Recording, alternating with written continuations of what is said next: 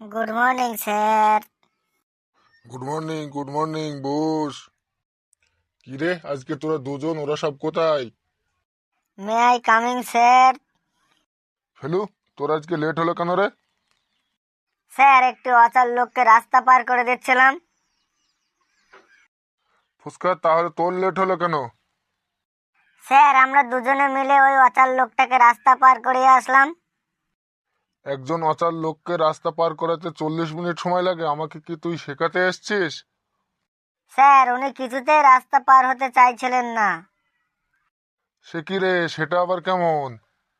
Sir ওই লোকটি বলছিল আমি রাস্তার ওপারে যাব না, আমার বাড়ি রাস্তার এপারে, আমরা রাস্তা পার হবার কোনো প্রয়োজন নেই। তাহলে?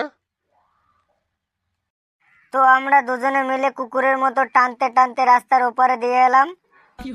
আয়, তোদের এবার আমিও একটু টেনে দিই। স্যার স্যার লাগছে স্যার, আজকের মতো ছেড়ে দিন স্যার, আর কোনোদিন হবে না স্যার। যা, জায়গায় গিয়ে দাঁড়িয়ে থাক, ভাগ এখান থেকে। ভেতরে আসতে পারি sir? You are late, why? Sir রাস্তায় আসার সময় আমার বাইকের চাকাটা কাদায় আটকে গিয়েছিল, তাই লেট হয়ে গেল। No no no, tell me in English. তুই যে কথাগুলো বললি সেগুলো ইংরেজিতে বল।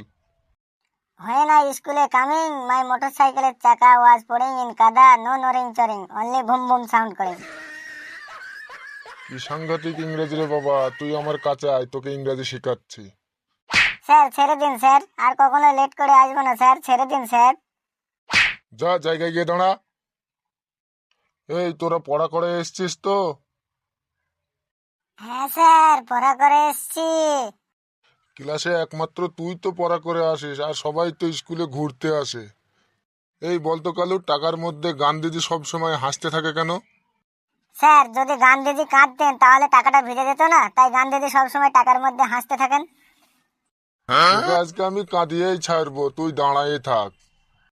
এবার আমি বোর্ডে কয়েকটি ইংরেজি ওয়ার্ড লিখবো, যদি বলতে না পারিস তাহলে তোদের চামড়া দিয়ে আমি ডুগডুগি বানাবো কিন্তু। তাড়াতাড়ি বল ফেলু, বোর্ডে ওটা কি লিখেছি? স্যার ওটা হলো এন এ না টি ইউ টু, নাটু, নাটু, আর ই রে, নাটুরে। স্যার ওটা হলো নাটুরে। স্যার নাটুরে লেখা ওটা। তোর চামড়া দিয়ে আজকে আমি ডুগডুগি বানাবোই বানাবো, ঠিক করে বল কিন্তু। স্যার স্যার আমি বলছি ওটা কি লেখা আছে। স্যার ওটা আছে নাটু, নাটু। স্যার ওটা লেখা আছে নাটুর। বাপ রে বাপ, তোদের যা উচ্চারণ, কেউ পারবি? কি লেখা আছে ওটা? স্যার ওটা লেখা আছে নেচার। দেখলি ফটিক কেমন সুন্দর করে বলে দিল। তোরা আবার ওর সাথে হিংসা করিস, তোদের লজ্জা করে না? বস বাবা ফটিক, তুই বস। আরেকটা ওয়ার্ড আমি লিখছি বোর্ডে, যদি এটা না পারিস তাহলে তোদেরকে পিটিয়ে আজকে ভর্তা বানিয়ে ছাড়বো। বল, এটা কি লিখলাম ফেলু, তাড়াতাড়ি বল। স্যার এটা লেখা আছে PHOS, পোষ, পোষ, PHORUS,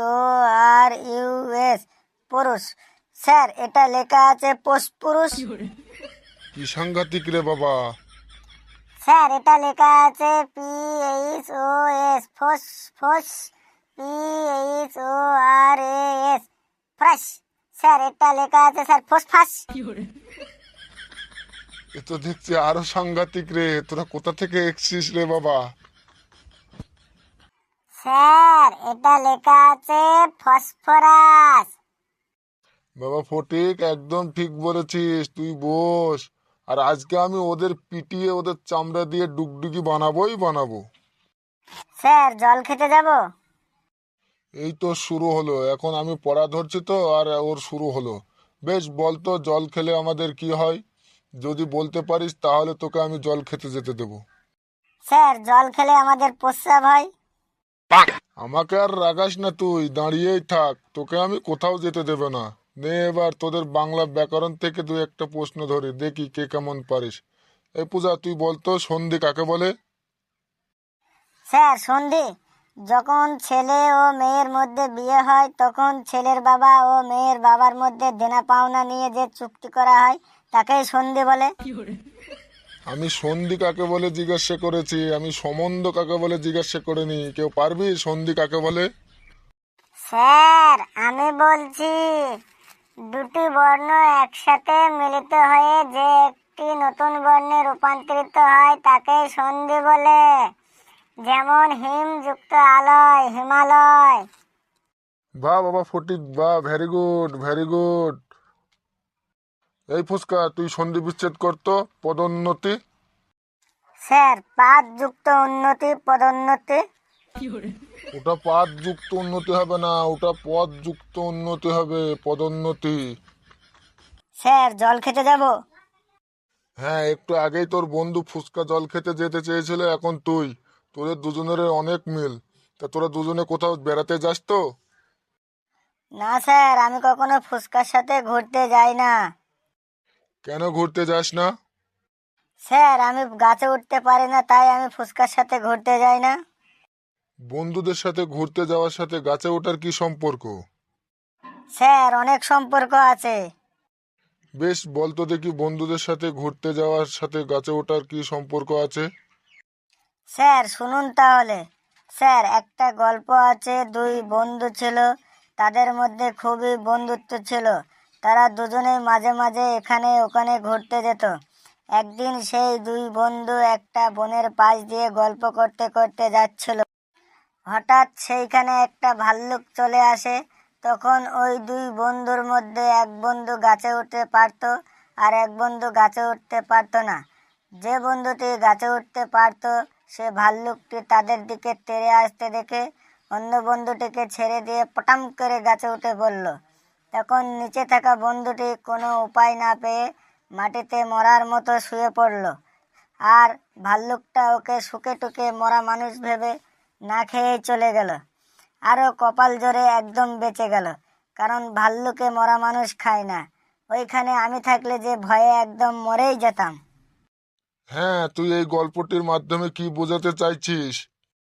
স্যার এই গল্পটি থেকে বুঝলাম গাছে উঠতে না জানলে বন্ধুদের সাথে ঘুরতে যেতে নেই, তা না হলে ভাল্লুকের পেটে যেতে হবে।